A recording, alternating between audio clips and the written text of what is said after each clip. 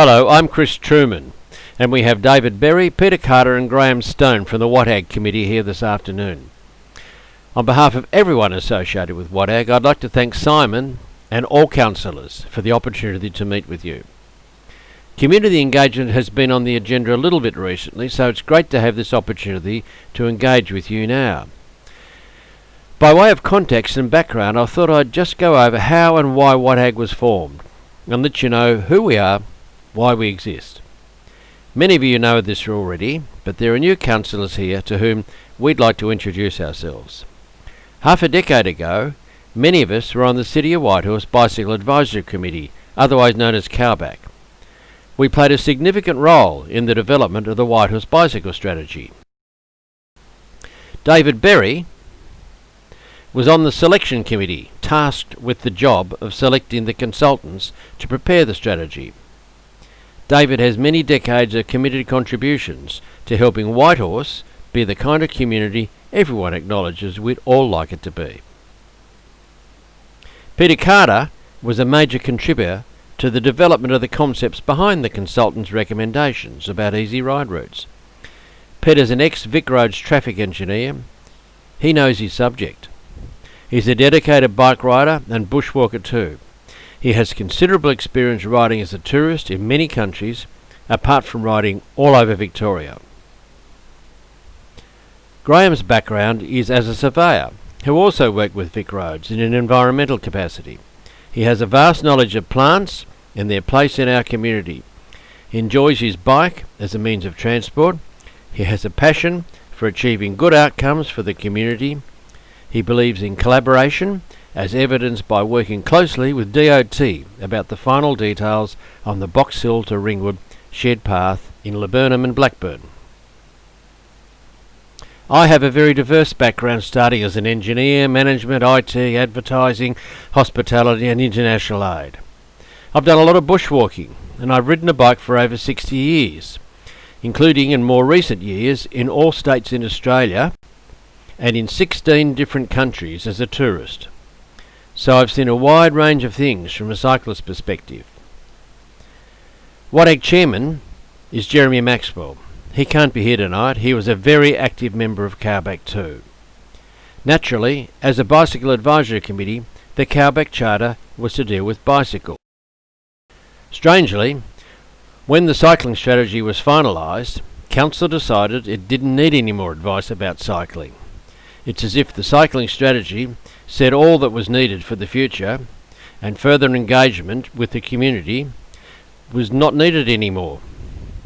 We thought that the community engagement was still very important, and we also felt that a strong focus of cycling had proven to be too narrow.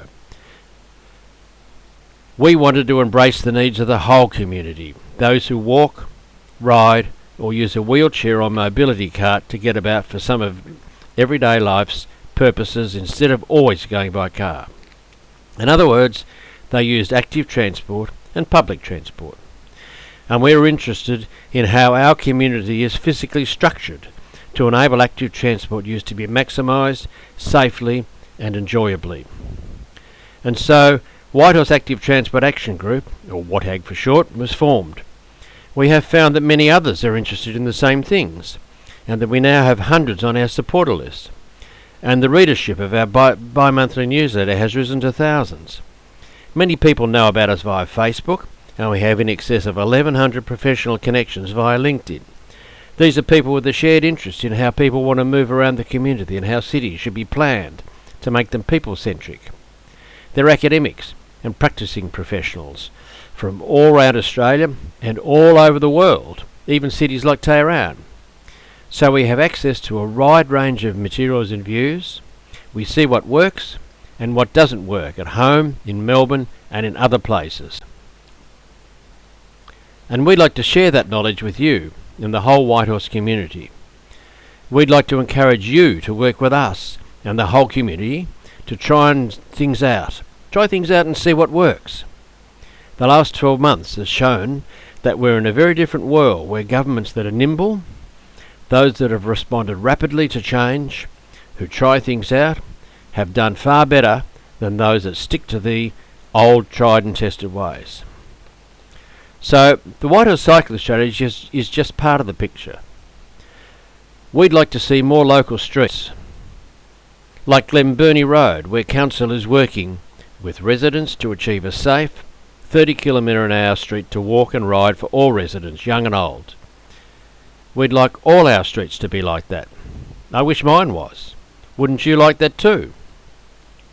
The cycling strategy is a very important document because WATAG doesn't have an active transport strategy. We think that's something you should consider.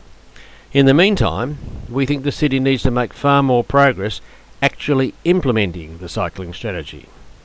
Dave will talk more about this in a few minutes. I simply want to say now that the strategy is a good plan. It says what the city values. And I want to quote a very wise saying by a guy who's going to have an immense influence on the world very, very soon. Joe Biden. He said, "Don't tell me what you value. Show me your budget and I'll tell you what you value."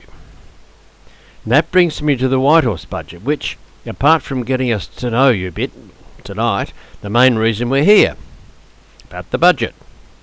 We've pulled the last couple of budgets apart in great detail to try and assess what you think, what council thinks, what you value. And Joe Biden's logic tells us that the major form of mobility and physical activity for the community, walking and cycling for about 80% of us, is far less valued than the activities undertaken by 20% of the community who actually participate in formal sport requiring specialised infrastructure. As you have made clear in reports sent to you prior to the last two budgets, we think it's quite inequitable for around 80% of the expenditure on activity-related infrastructure to be spent on providing facilities for about 20% of the community or less. Now, some will disagree with the parameters we use to determine what the category of the expenditure fell into, and some will say that way over 20% of the community supports formal sport. But we're not talking about support for. We're talking about actual participation in. As we all know, Australians love supporting sport. The discrepancy 80 for 20% is extreme and far greater than some kind of rejigging of categories would correct.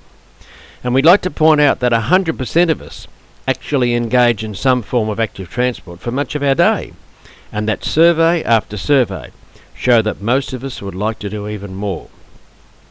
The incredible increase in people walking and moving around in the community and bike shops with record sales they never anticipated is very recent proof of that. Now, to be quite clear, we're not saying that formal sport should not be supported. We're not saying that by providing good facilities for those in the community who wish to participate. But we are saying that there should be greater equity in how funds are allocated between formal activity infrastructure and improvements in the community to support far wider use of active transport. Well, what can be done about it? What can you, as councillors, do about it? Building an active transport-centric community involves a change of emphasis in everyone's thinking so that the 80% 20% disparity is lessened. You can have an effect on that. We understand that in this time of economic difficulty as a result of COVID, money's tight. But we don't think any new money is needed. Let's use what funds council does have in the wisest possible way. Most recently this year, approximately 40% of the capital budget, that's $25 million, was allocated to cyclical, renewal and program type expenditure. We think that the seemingly automatic expenditure, based on being on a list rather than on being because of a demonstrated need, means $25 million is not available to be applied to meet other council objectives outlined in many strategies and policies, including active transport-oriented ones. Some of those projects could easily be put back a year or two with no material effect and provide a source of funds for more urgent activities giving better value to the community. Quite apart from the Australian love of sport, which leads governments at all levels to cater for that, and spend vast sums on ever bigger and grander big sports facilities, our society has a love affair with a car. Try and make changes to disadvantage cars in favour of people walking or cycling, and irrespective of any logic about safety or amenity, many will complain. Try and take away car parks in front of shops, and irrespective of any studies about it being better financially for the shop owners, and there are many top-rate studies we can refer you to, there will be an outcry. Ask a traffic engineer, embedded in ways he or she has always followed, to design a traffic route, and it's pounds to a peanut that the car will get preferential thinking, and by the rest of us in the community too. We'd like all that to change. We'd like you as councillors to take the lead and oversee changes to how Whitehorse thinks about traffic and city design, so that walkers and riders come to the front of mind first, and not as an afterthought when the cars have been catered for. Now David will talk more about the cycling strategy, and Peter will hone in on easy ride routes. Thank you very much.